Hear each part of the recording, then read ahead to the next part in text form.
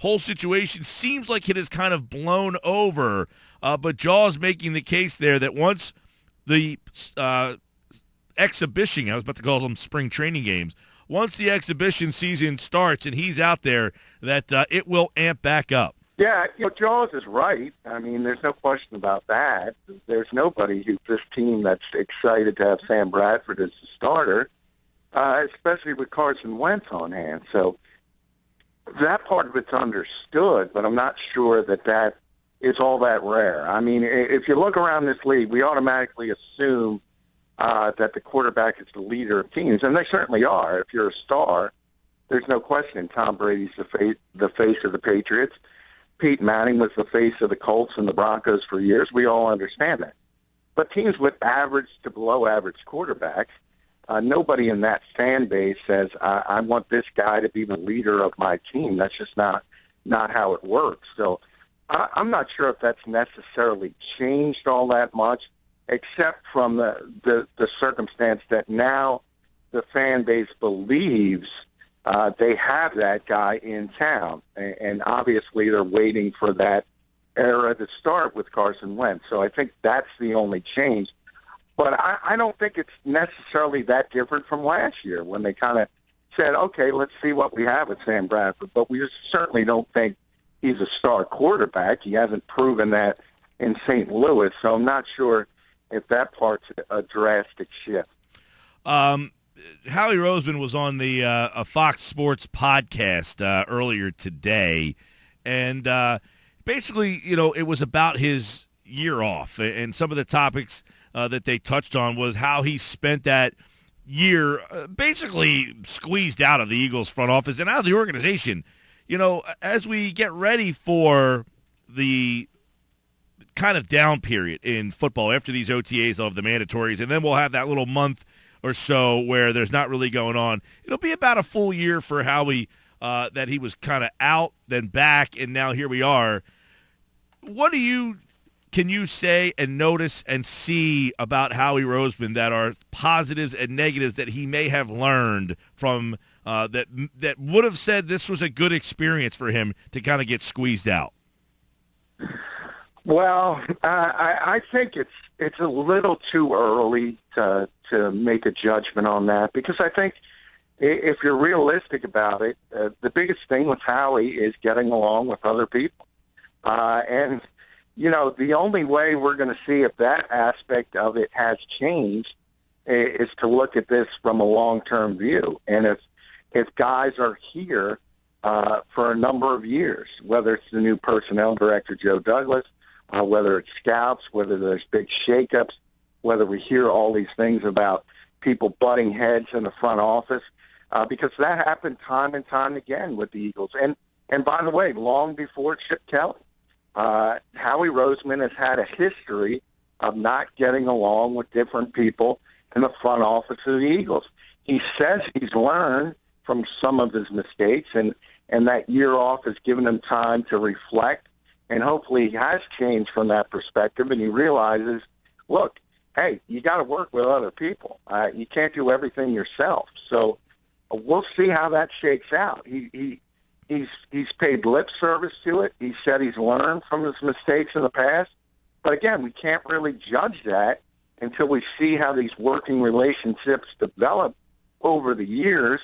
And again, the only real judge of that will be hindsight, and that takes time.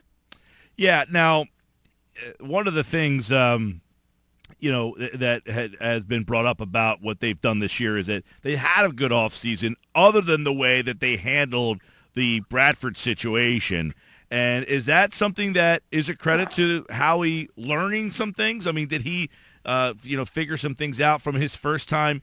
And because he was part of the dream team, he was part of putting that team together. Did he learn that, hey, you don't have to make the big splash? Is that something that you can say, hey, you know what, he did learn some things, and you can see it in this offseason?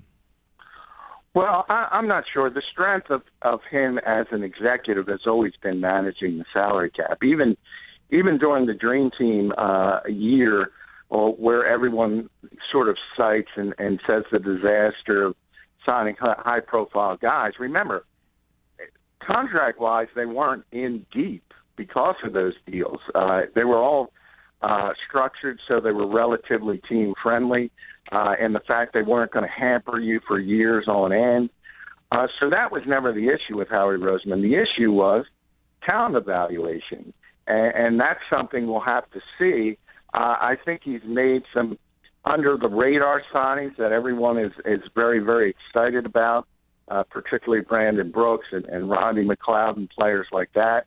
And I think they should be because they're basically younger players coming on their second contracts with higher ceilings, and that's how you should approach free agency. And instead of maybe going after the big name like Nnamdi Asomugha would be the one everyone sort of curls their back at. So perhaps he's learned from that aspect of it. But as far as managing the cap, that has always been his strength. Sure has been. That's something that, he does get a lot of credit for. Talking with John McMullen, 97.3 ESPN.com, as the Eagles wrap up their three-day OTAs, and they'll have one final round of them here. And, I think a lot of this is Wentz, the development of him and seeing where he is.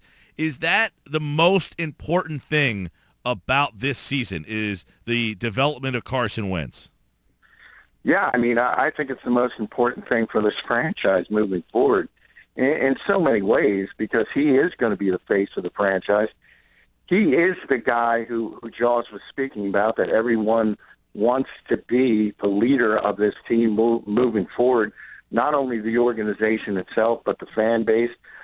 His success or failure basically will define whether Howie Roseman stays as the de facto general manager of the team, whether Doug Peterson is a successful head coach. So everything in this organization has to be geared towards getting Carson Wentz ready, whether it's at some point this year or next year. I don't think that part is quite as important, but this entire organization has to be moving forward in one step, one direction, and that's with the intent on making sure that Carson Wentz turns into a franchise-level quarterback in the NFL. Yeah. Another thing, too, this team moving forward is in a really interesting spot because they're trying to develop a guy while they also kind of gave us the message that they're going to try to win games at the same time, right? So, yes, it seems like I agree with you that the development of Wentz now becomes the most important thing, but it's almost like this team has, trying to have its cake and eat it too. Talking with John McMullen here, 97.3 ESPN, and we'll see if, I know John's been battling a cold for the better part of a week here, and, getting that little tickle in your throat sometimes I've been getting it all the last couple of weeks myself. We'll try to catch up with John, have him basically, it's my father looked at me today. I had lunch with my dad, and he said, man, I still got this damn cold.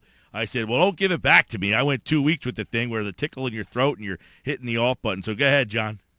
It's bronchitis, by the way, so I'm struggling through that. Wow. A little deeper there. Yeah. A little bronchitis. You're playing real hurt. Yeah, so actually I don't feel all that bad, but it's just the voice. So, and obviously when you're on the radio, that could be a problem, so I apologize to everybody. But as far as what we were talking about in Carson going, you're right. They're trying to serve two masters here, and I think that's the one part of this plan that I don't necessarily agree with, in the fact that you are trying to win games with the long-term mentality of trying to get Carson Wentz ready, and those things are not necessarily on the same page. So I'm a little bit concerned about that part of the plan.